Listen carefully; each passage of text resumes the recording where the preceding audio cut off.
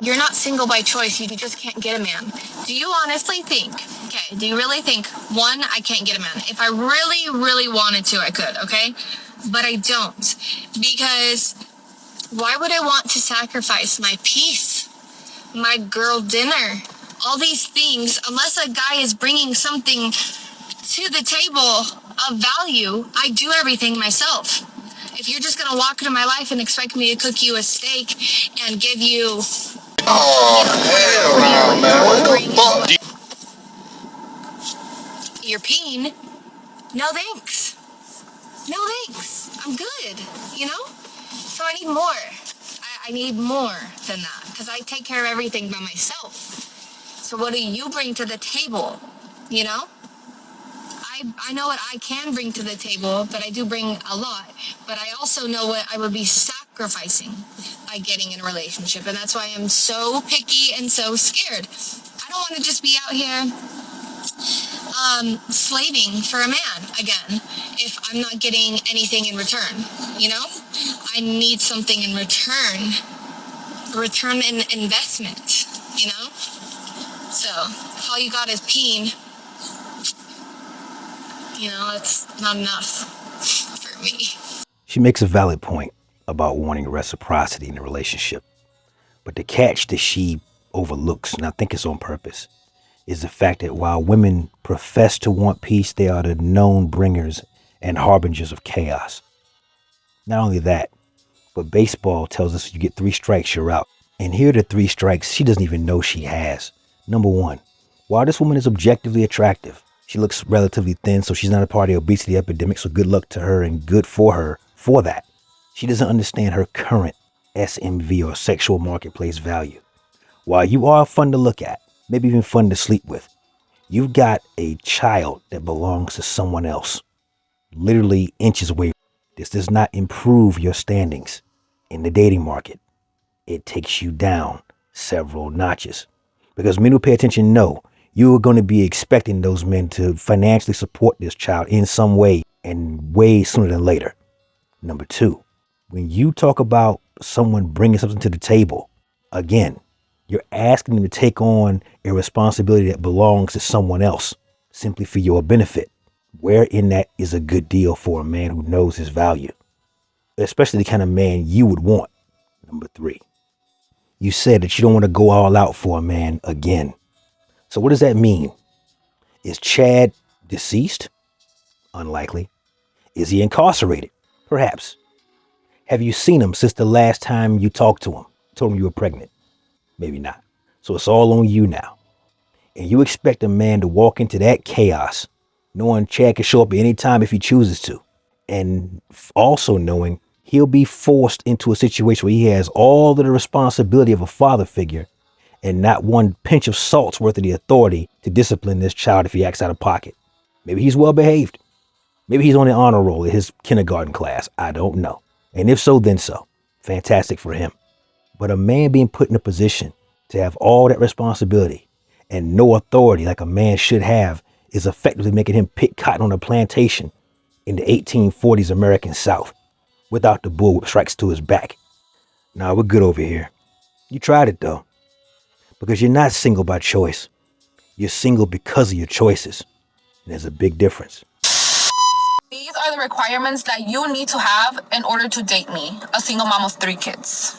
Number 1 is that you need to be making at least $130K a year. And you need to have at least 2 side hustles. If you cannot make $130K or more, then you are out of my fucking league. How do you expect to give me money for my kids if you only make $50K a year? Second is I don't date men that are younger than me because for obvious reasons. So if you are 26 and over, then you qualify. 26 to 35 is the age limit. Okay, I feel like 35 is pushing it because they look old as fuck already. So I'm 26, I'm a baby, so yeah. You have to have at least 3 cars under your name.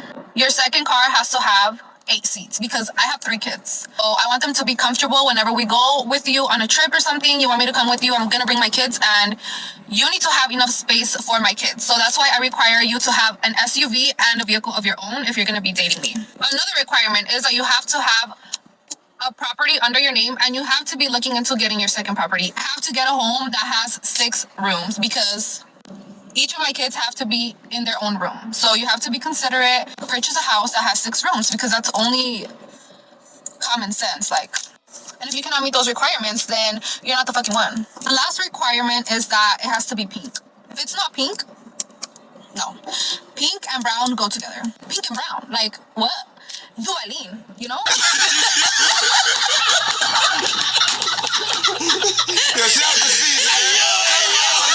If there was a college course on Western Women's Delusion 101, this chick's face would be on the front of the textbook. Insane. An overweight Latina with 10 dookie scrapers, 10 E. coli catchers crazy glued on top of her nails that God gave her, who says at age 26, she's a baby. Now, I don't know what elementary school she went to, but the one I went to, they told us that anything 4 below rounds down. Anything 5 or up rounds up to the nearest. You're 30 years old, sweetheart. You're no baby, but you've got several. On top of that, for you to demand a guy making a man with an annual salary before or after taxes anywhere near what you've outlined here would never look your way for anything more than an hour at a time. And hopefully he have a rubber on. A 6-bedroom house, again, I don't know where she lives, but in my market, Zillow tells me that a good size house like that in a decent neighborhood will run you upward of $1 million. So a guy making almost 200 grand a year, once you add in bonuses and other perks, has to have 2 vehicles big enough to haul a soccer team, to park it in front of $1 million plus house for a chick who's overweight and out of touch with reality. Gentlemen, this is why passports exist. Because here's the thing. I don't know where your ancestors came from, but I can almost guarantee that if you took your passport and flew to that country, whether it's Mexico, Honduras, whether she's Venezuelan, Colombian, I don't know. But I promise you this. If you flew or caught a boat to one of those countries and met the women who live there, who are native to that area, none of them would think this way. None of them would speak this way. And not a single one of them would weigh what she does. We are living in cuckoo land. This is clown world. Lord have mercy. We need to reopen the asylums because this kind of brain damage should be locked behind a wall and heavily medicated. Having a baby dad is ghetto as keep your legs closed, pop that plan B, literally look in the other direction. Never, and I mean motherfucking never, give yourself to a man. Bro, all these guys want is to literally, they have the trap her mentality. They want you to have their kid, not because they love you, not because they want you, but because they want to trap you. That's what it is. People are sick. I'm serious. The men that I have kids with, 2 different men, and don't come for me in the comments, these small little boys that are going to run to my comments and be like, you chose him. I don't give a fuck. He chose me too. And look at me owning up to my mistakes and warning others not to do it. Keep your legs closed. Keep them closed. You don't need a kid with somebody that you're not going to end up being with, okay? They're going to trap you. You're going to be home always with the kids, and they're going to make your life hell. They're narcissistic. That's what they do, and they literally will live their life in full enjoyment knowing that you're raising their child and still have nothing to do with you. Having a kid is not going to make the man want you. Take my advice. Tell me you got bad pussy management without telling me you got bad pussy management. If you got 2 kids by 2 different men and both of them ain't shit, here, you tell it.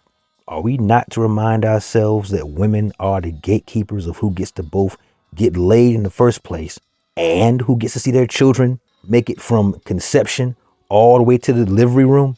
Are we supposed to just conveniently forget that it stands on you as the goalie who gets the opportunity to crack? Oh, my fault. Doing that will require you to be accountable for your actions. Listen, I have no space for any man who has a DNA confirmed child anywhere in this world he isn't taken care of. You can't make that make sense to me. So both of these guys should be on the up and up to take care of the one they help produce. Full stop. But don't get up here and say that every man wants to impregnate a woman just to trap her. fuck you very much for saying that. Some men are concerned about their legacy. Some men take very good care of their children, despite obstacles placed in their way by the mother. Let's get that out there. And let's make that point crystal clear. Gentlemen, if you don't have children, stay the fuck away from single mothers. Stay away from them. You don't have to swim through that septic tank just to get laid, fellas. There are plenty of women who've never conceived a child.